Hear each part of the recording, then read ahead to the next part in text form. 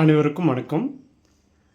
+2 தேர்வு 2026 முடியும் நிலையில் அடுத்தது நீட் தேர்வுக்கு தயாராகும் மாணவர்களுக்கான பதிவு இது. நீட் யூஜி 2026 தமிழ்நாட்டில் எம்பிபிஎஸ் படிக்க ஆசையா?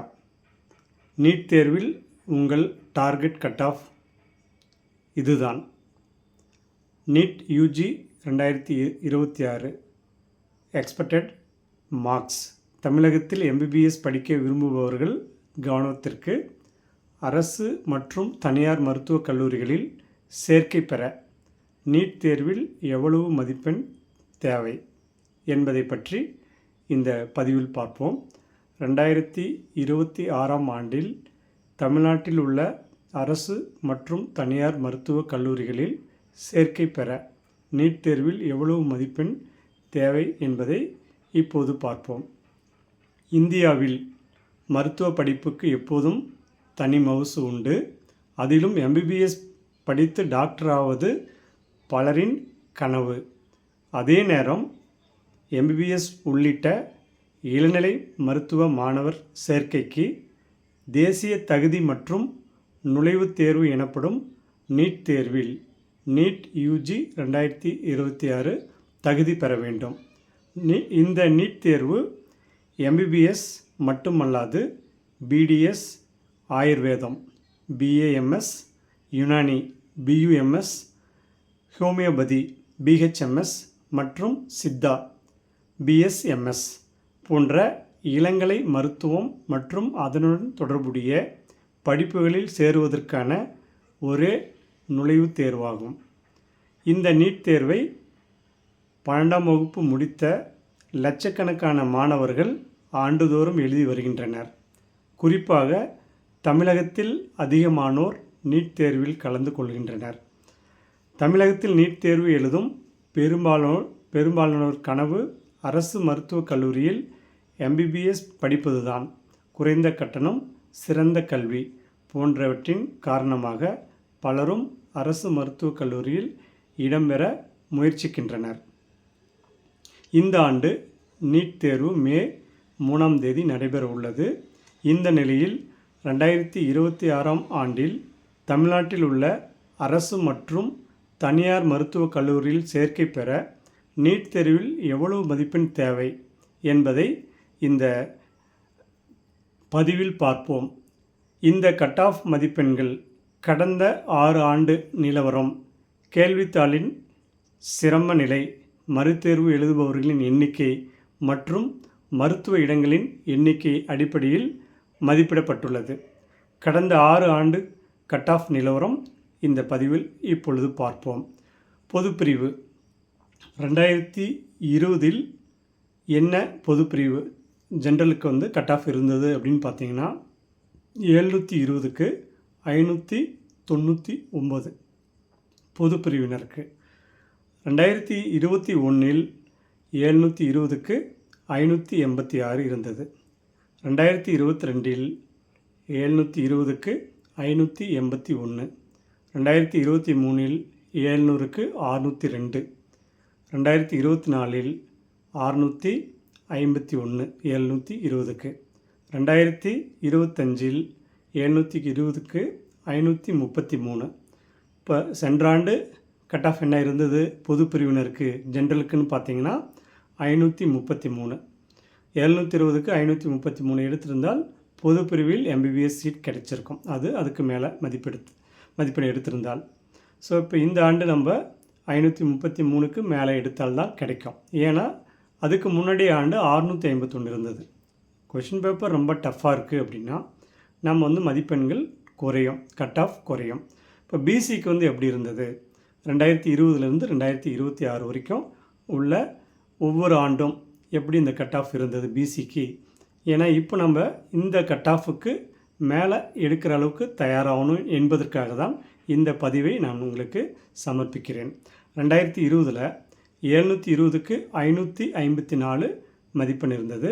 அதேமாதிரி 2021இல் 700க்கு 539 மதிப்பெண் இருந்தது 720க்கு. அதே மாதிரி 2022 720க்கு 529 மதிப்பெண். ஸோ பிசிக்கு கட் ஆஃப் வந்து 529 2022. அதே மாதிரி 2023 556, 2024 620.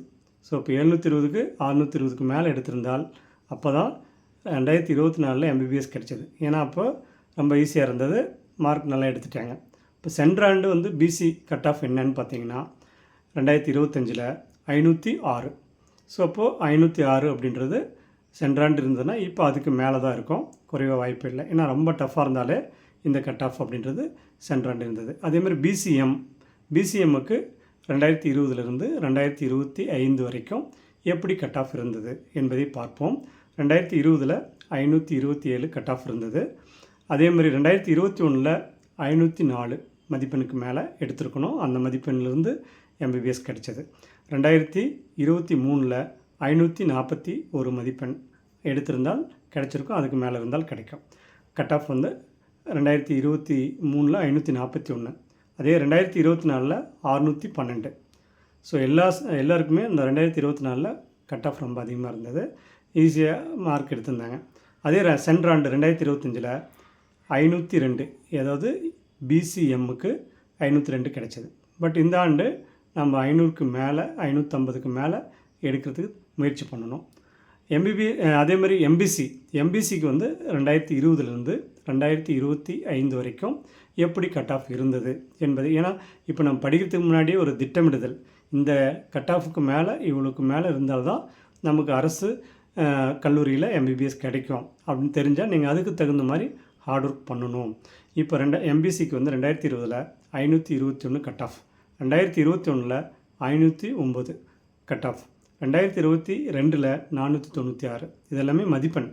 அதே மாதிரி 2023 530 கட் ஆஃப் எம்பிசிக்கு. அதே மாதிரி 2024 603 எம்பிசிக்கு கட் ஆஃப் இருந்தது. சென்ட்ராண்டு 494 மதிப்பெண்ணுக்கு மேலே இருந்தால் எம்பிபிஎஸ் கிடைச்சது. ஸோ அப்போ வந்து பார்த்திங்கன்னா ஒவ்வொரு ஆண்டும் எப்படி இருந்தது, அந்த கொஷின் வந்து எவ்வளோ ஈஸியாக இருக்குது டஃப்பாக இருக்குது அப்படின்றத பொறுத்து கட் ஆஃப் வரும். பட் இந்த மதிப்பெண்ணுக்கு மேலே இருந்தால்தான் நமக்கு எம்பிபிஎஸ் கிடைக்கும் மெரிட்டில். ஸோ அதனால் இந்த ஒரு கம்யூனிட்டி வைஸாகவும் பொது பிரிவினர் ஜென்ரல் வைஸாகவும் இப்போ நம்ம ஜென்ரல் பிரிவு பொது பிரிவு அதேமாதிரி பிசிஎம் எம்பிசி பார்த்தோம். அடுத்தது எஸ்சிக்கு வந்து 2020 2025 வரைக்கும் என்ன கட் ஆஃப் எப்படி இருந்தது. 2020 வந்து பார்த்திங்கன்னா 443 மதிப்பெண் எடுத்திருந்தால் கிடச்சிருக்கும். 2021 430 மதிப்பெண் எடுத்திருந்தால் கிடச்சிருக்கும். 2022 407 மதிப்பெண் எடுத்தவங்களுக்கு கிடைச்சது. 2023 454 மதிப்பெண் எடுத்தவங்களுக்கு கிடைச்சது. 2024 536 மதிப்பெண் எடுத்தால் தான் கிடைச்சது. அதேமாதிரி 2025 எஸ்சிக்கு வந்து என்ன கட் ஆஃப் இருந்ததுன்னா 434. ஸோ இப்போ இந்த மதிப்பெண் அடிப்படையில் இதுக்கு மேலே நீங்கள் எடுக்கணும், அப்போ தான் நமக்கு இந்த ஆண்டு கிடைக்கும். எஸ்சிஏ இவங்களுக்கு 2020 2025 வரைக்கும் எப்படி கட் ஆஃப் இருந்தது அப்படின்றது பார்க்கலாம். 2020 375, 2021 363 மதிப்பெண் எடுத்திருந்தால் கிடைச்சிருக்கும். 2022 355 மதிப்பெண் எடுத்திருந்தால் எம்பிபிஎஸ் கிடைச்சது. 2023 382 மதிப்பெண் அதற்கு மேலே எடுத்தவங்களுக்கு கிடைச்சது. 2024 463 மதிப்பெண் மேலே எடுத்தவங்களுக்கு கிடைச்சது. 2025 சென்ற ஆண்டு 396 மதிப்பெண் எடுத்தவர்களுக்கு கிடைச்சது. எஸ்சிஏ இந்த கட் ஆஃப் நான் சொல்கிறேன். அதுக்கு அடுத்து எஸ்டியோட கட் ஆஃப் எப்படி இருந்ததுன்னா 2020 346, 2021 317, 2022 311, 2023 355, 2024 488, அதே மாதிரி 2025 397. இந்த மதிப்பெண்ணுக்கு மேலே இருந்தவங்களுக்கு எஸ்டி அந்த பிரிவினருக்கு எம்பிபிஎஸ் கிடைச்சது. ஸோ இப்போ இந்த ஆண்டு இந்த மதிப்பெண்ணுக்கு மேலே எடுக்கணும், அதுக்கு தகுந்த மாதிரி நீங்கள் படிக்கணும்.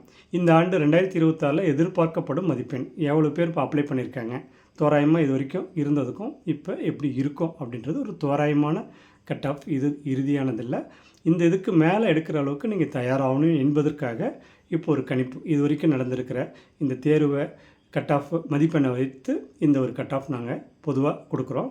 பொதுப்பிரிவு வந்து 600லேருந்து 610 மதிப்பெண்ணுக்கு மேலே எடுக்கணும். அதுக்கு தகுந்த மாதிரி படிக்கணும். பிசி வந்து 560லேருந்து 570 மதிப்பெண்ணுக்கு மேலே எடுக்கணும். அதுக்கு தகுந்தவாறு படிக்கணும். பிசிஎம் வந்து 550லேருந்து 560 வரைக்கும் எடுக்கணும். அதுக்கு ஏற்றவாறு படிக்கணும். எம்பிசி வந்து 545லேருந்து 555 மதிப்பெண் எடுக்கிற அளவுக்கு படிக்கணும். எஸ்சி வந்து 450 முதல் 460 மதிப்பெண் எடுக்கிற அளவுக்கு இந்த ஆண்டு நீங்கள் படித்து அந்த தேர்வு எழுதணும். எஸ்சியை வந்து 420லேருந்து 430க்கு எடுக்கிற அளவுக்கு நீங்கள் நல்லா படிக்கணும். எஸ்டி வந்து 420லேருந்து 430 மதிப்பெண்ணுக்கு மேலே எடுக்கிற அளவுக்கு படிக்கணும். எதுக்காகனா நாம் வந்து ஒரு திட்டமிடுதல் எவ்வளோ மதிப்பெண் இருந்தால் நமக்கு கிடைக்கும் என்பதற்காக இந்த கணிப்பை நான் கொடுத்துருக்கேன். இது வந்து ஒரு நம்ம வந்து இதுக்கு மேலே மதிப்பெண் எடுக்கிற அளவுக்கு இருக்கணும். இது இறுதியானதில்ல. நம்ம அந்த தேர்வு எழுதி முடித்த பிறகு அந்த கொஷின் கேட்குற தன்மையை பொறுத்து கட் ஆஃப் மாறும். இருந்தாலும் நம்ம டார்கெட் வச்சு எப்படி படிக்கணும் என்பதற்காக இந்த கட் ஆஃப் நான் வந்து சொல்லியிருக்கேன். இதற்கேற்றவாறு நீங்கள் படிக்கலாம். நமது சேலத்தில் யூனிக் அகாடமி மற்றும் தி சைத்தன்யா இன்ஸ்டியூட் இந்த இரண்டுமே நமது இன்ஸ்டியூட்டு. இதில் வந்து நீட் தேர்வுக்கு பயிற்சி பெற வேண்டும் என்றால் இந்த 40 நாள் குறுகிய கால பயிற்சியும் ஓராண்டு பயிற்சியும் ஈராண்டு பயிற்சியும் நடைபெறுகிறது. நான் வந்து டாக்டரே ஆக வேண்டும் என்ற கனவும் வெறித்தனமும் நம்பிக்கையும் உள்ளவர்கள் இந்த தேர்வுக்கு படிக்க யூனிக் அகாடமி மற்றும் தி சைத்தன்யா இன்ஸ்டியூட்டில் சேர்ந்து பயன்பெறலாம். உங்களுக்கு தொடர்பு கொள்ள வேண்டிய முகவரி யூனிக் அகாடமி மற்றும் தி சைத்தன்யா இன்ஸ்டியூட், சேலம் ஜங்ஷன் அருகில் அமைந்துள்ளது. கைபேசி எண் 7868999794 மற்றும் 9443237648 என்ற எண்ணில் தொடர்பு கொள்ளலாம். அட்மிஷன் நடைபெற்று கொண்டிருக்கிறது. பயிற்சி வகுப்புகளும் முழு நாள் பயிற்சி வகுப்புகள் நடைபெற உள்ளது என்பதை மகிழ்வுடன் தெரிவித்துக் கொள்கிறேன். மீண்டும் அடுத்த ஒரு பதிவில் சந்திப்போம். அதுவரை உங்களிடமிருந்து விடைபெறுவது கல்வியாளர் முனைவர் ஜெ கோவிந்தராஜ். நன்றி, வணக்கம்.